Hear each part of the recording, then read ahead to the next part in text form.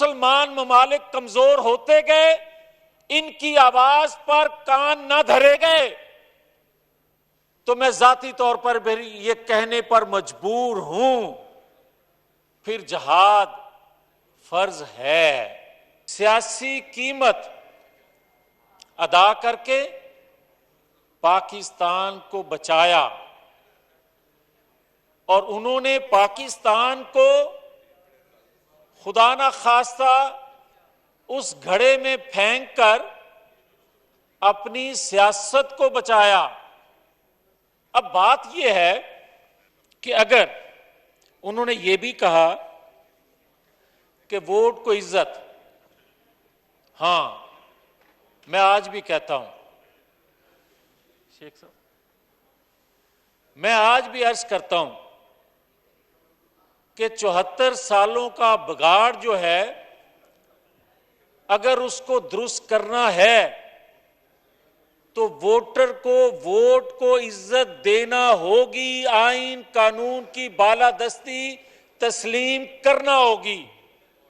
اور اگر آج کوئی یہ کہے، اور میں اس میں سر فہرست ہوں ایک سیاسی کارکن کے اور محمد عربی صلی اللہ علیہ وآلہ وسلم کے ایک ادنا غلام کے، یہ انڈیا میں جو گستاخی کی گئی، یا آپ دیکھتے ہیں دنیا کے دیگر ممالک میں حضور کی شان میں جو گستاخیاں آئے روز بڑھتی جا رہی ہیں، اس کی وجہ کیا ہے؟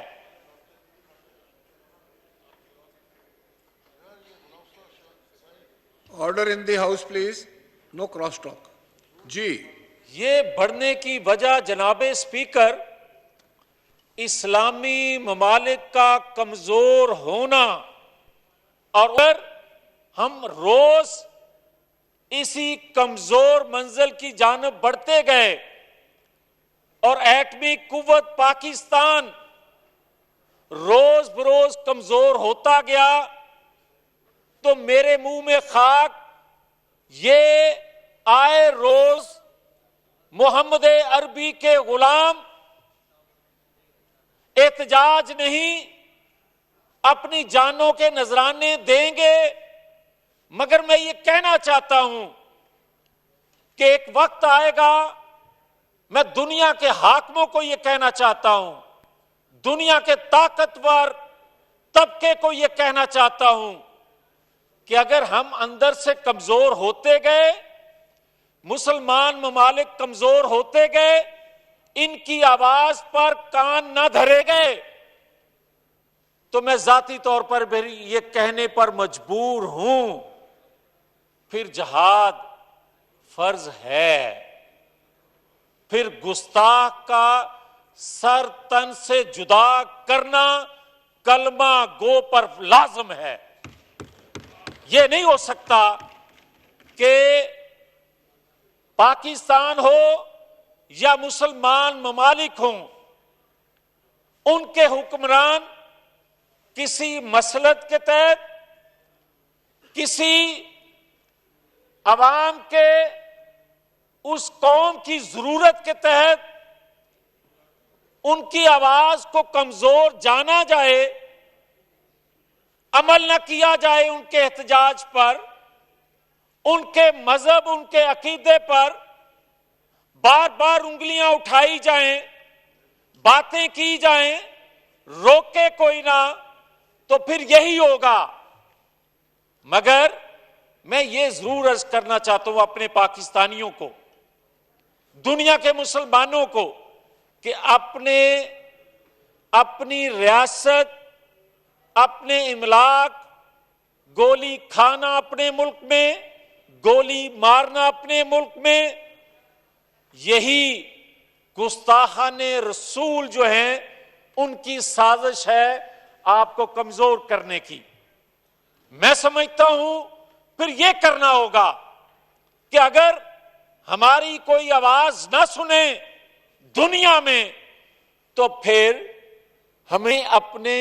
املاک کو، اپنے کلمہ گو مسلمانوں کو نقصان دینے کی بجائے پھر وہی ہے جو ہمارا دین کہتا ہے، جو راستہ ہمارا دین دکھاتا ہے۔ تو پھر میں یہ کہنا چاہتا ہوں، آج جناب اسپیکر، ایک اسلام آباد کے گلی کوچوں میں آج مختلف سوشل میڈیا پہ ایک بات بڑی عام ہے، اور آپ کی موجودگی میں یہ بات کہتے ہوئے مجھے ذرا تسکین ہے کہ آپ میری فیلنگ کو پاکستانی قوم کی، ورکرز کی، نظریاتی لوگوں کی، آئین قانون کی بالادستی کے لیے جدوجہد کرنے والے لوگوں کی آواز آپ بہتر طریقے سے سن اور سمجھ سکتے ہیں۔ آج یہ کہا جا رہا ہے کہ پرویز مشرف کو ادارہ آج بھی ڈس اون نہیں کرے گا، یا نہیں کرتے، یا ایکس ان کے جو لوگ ہیں ان کو ڈس اون نہیں کیا جاتا۔ ہاں، اس چیز کا میں ضرور اعتراف کرتا ہوں کہ کوئی بھی پاکستانی ہو، ہم ماضی کا قصہ، ماضی کی تکلیفوں کو بھلا کر آگے بڑھنا چاہتے ہیں، اور یہ آج 30 دنوں میں جو پچھلی حکومت کا گند بوجھ اٹھا کر پھر رہے ہیں، وہ صرف اور صرف پاکستان کے لیے، اپنی آنے والی نسلوں کے بہتر مستقبل کے لیے۔ ہم کسی سے انتقام نہیں لینا چاہتے، مگر یہ بھی برداشت نہیں کر سکتے کہ ایک ادارے کا ایکس بندہ جس نے آئین توڑا ہو، جس نے ایک دفعہ نہیں 2 دفعہ آئین توڑا ہو، جس نے ایک محسن پاکستان کو ہائی جیکر بنا کر سزا دلوائی ہو، جس نے ایک ایکس وزیر اعلیٰ بلوچستان کو ٹارگٹ کر کے گولی مروائی ہو، اس کے لیے تو واپسی کا راستہ کہا جائے۔ مگر کیا اگر ہم روز اسی کمزور منزل کی جانب بڑھتے گئے اور ایٹمی قوت پاکستان روز بروز کمزور ہوتا گیا، تو میرے منہ میں خاک یہ آئے روز محمد عربی کے غلام احتجاج نہیں، اپنی جانوں کے نذرانے دیں گے۔ مگر میں یہ کہنا چاہتا ہوں کہ ایک وقت آئے گا،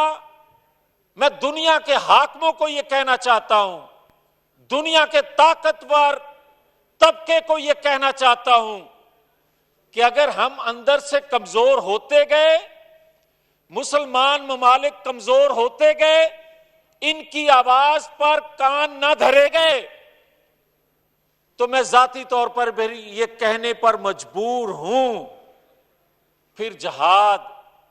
فرض ہے۔